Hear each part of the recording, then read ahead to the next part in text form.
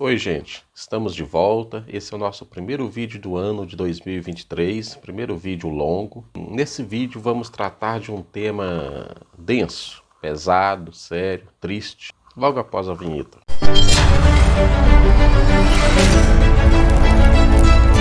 Olá, meu nome é Arleci Rodrigues, este é o canal História com H.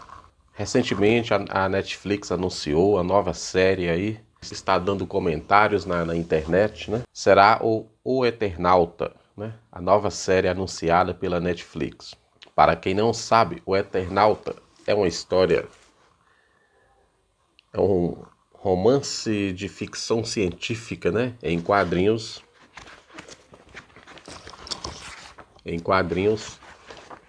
escrita por Hector Oesterheld em 1957, 58 e 59, né?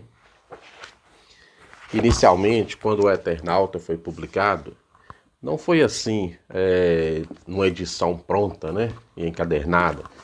Saía em tiras semanais, né, em tiras de jornais, saía ali 3 páginas, né, por semana. E o que tem de especial nessa história? Hector Oesterheld é um dos pioneiros da ficção científica, né, um autor argentino, muito antes dos americanos fazerem Exterminador do Futuro, Matrix, invasões alienígenas. Muito antes disso, o Oesterheld já havia escrito, né? Já havia publicado o Eternauta, uma história de ficção científica de invasões alienígenas e que agora, né, a Netflix anunciou que vai virar série. Isso já havia sido anunciado em 2019, mas veio a pandemia, as filmagens, né? Os trabalhos de filmagem foram interrompidos e recentemente a Netflix anunciou a sua volta. Mas esse vídeo não será especificamente sobre a história em si, não será sobre a história o Eternauta em si. Será sobre o seu autor, né? Será sobre a vida do autor do Eternauta. Antes de eu entrar na vida do autor em si, essa história, o Eternauta, ela é muito cultural na Argentina, né? Esse personagem, ele está na memória coletiva do povo argentino. Por exemplo, só para salientar um pouco de como que esse personagem faz parte da cultura argentina, na reeleição de Cristina Kirchner em 2011, apareceram diversas ilustrações, diversos cartazes, onde o Néstor Kirchner, né, o marido da Cristina e ex-presidente da Argentina, era representado como o Eternauta, como personagem aqui da história, com o seu traje de mergulho, a sua máscara de mergulho, né?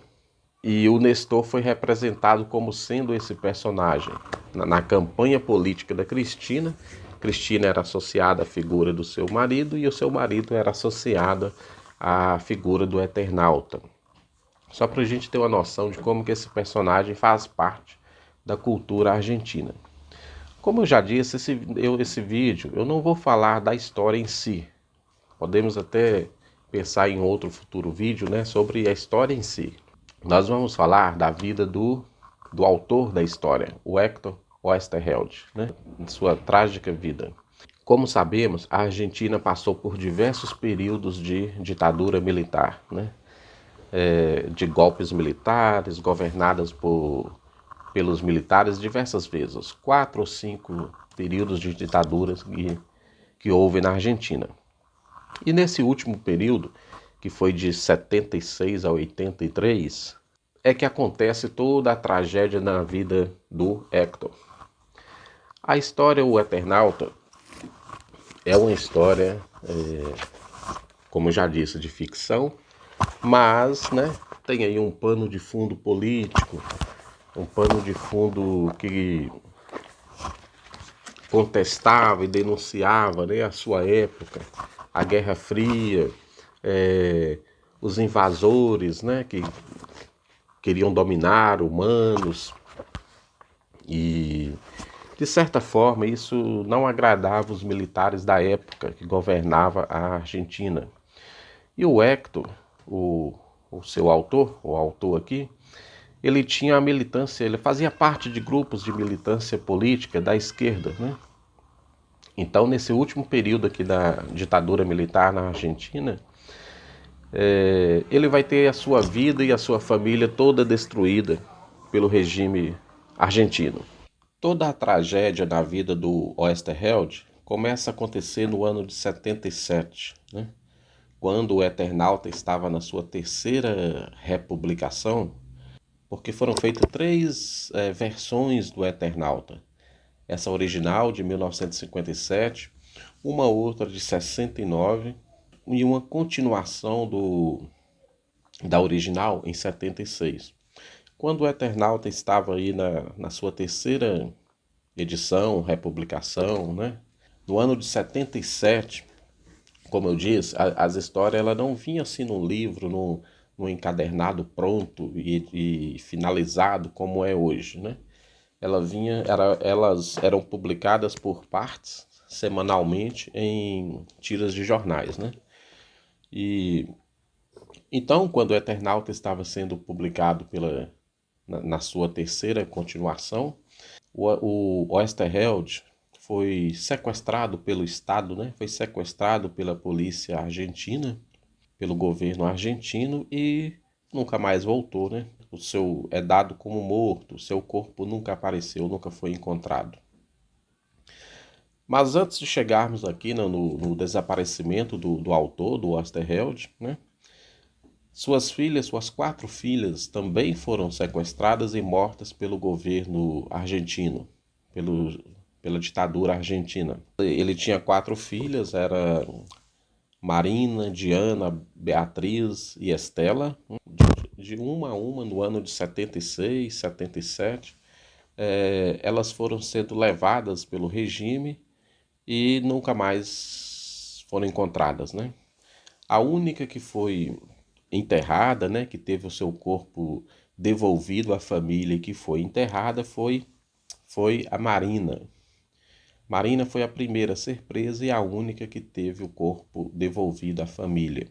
As outras também foram porque elas eram eram militantes de movimentos contrários à ditadura argentina, por isso que elas foram presas, né, e sequestradas, presas, torturadas e desaparecidas, né. Diana foi a segunda a ser presa, né, ela e o seu marido, e morta. Diana estava grávida do segundo filho quando isso aconteceu. Beatriz foi a terceira, estava grávida do oitavo filho, né, a desaparecer. Estela a última, né? Estela foi a última a ser morta e juntamente com o marido. Então o Oesterheld, ele teve toda a sua família, né, destruída pela ditadura argentina. Ele mesmo, né, foi pego, foi preso em 77 e também dado como desaparecido e morto, né? Elsa, a sua esposa, Elsa Sanches, né, a única sobrevivente da família, viveu até o ano de 2015, né? Os relatos da época indicam que foi marcada uma reunião, né, numa casa, no endereço lá, mas como esse endereço da casa vazou, né, já estava, a polícia já sabia desse endereço, todos os integrantes ali foram avisados e não compareceram no endereço. E o único que não foi avisado foi o Oesterheld, né? E ele compareceu, é quando ele foi preso e levado pelo regime argentino.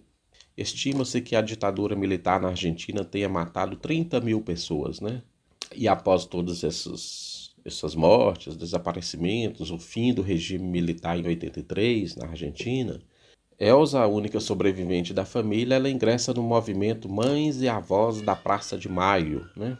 Esse é um movimento que existe até hoje na Argentina, onde essas mulheres, né, se reúnem ali todas as tardes, né, de quintas-feiras, de todas as quintas-feiras, reivindicando do governo, né, para localizar seus parentes, seus familiares desaparecidos, né, seus filhos e netos. O movimento Mães e Avós da Praça de Maio, desde então já conseguiu localizar e identificar mais de 150 pessoas, né, que haviam sido retiradas das suas famílias originais, né, das suas famílias biológicas, e entregues para adoção.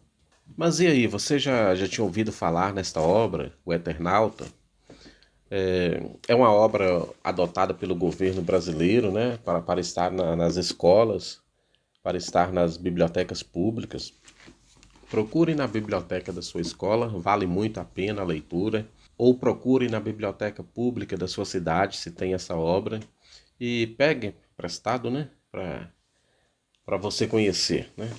E em breve, né, estará aí a série da Netflix, O Eternauta. Vamos torcer para que seja boa, né? Bacana, que seja fiel à obra original, né?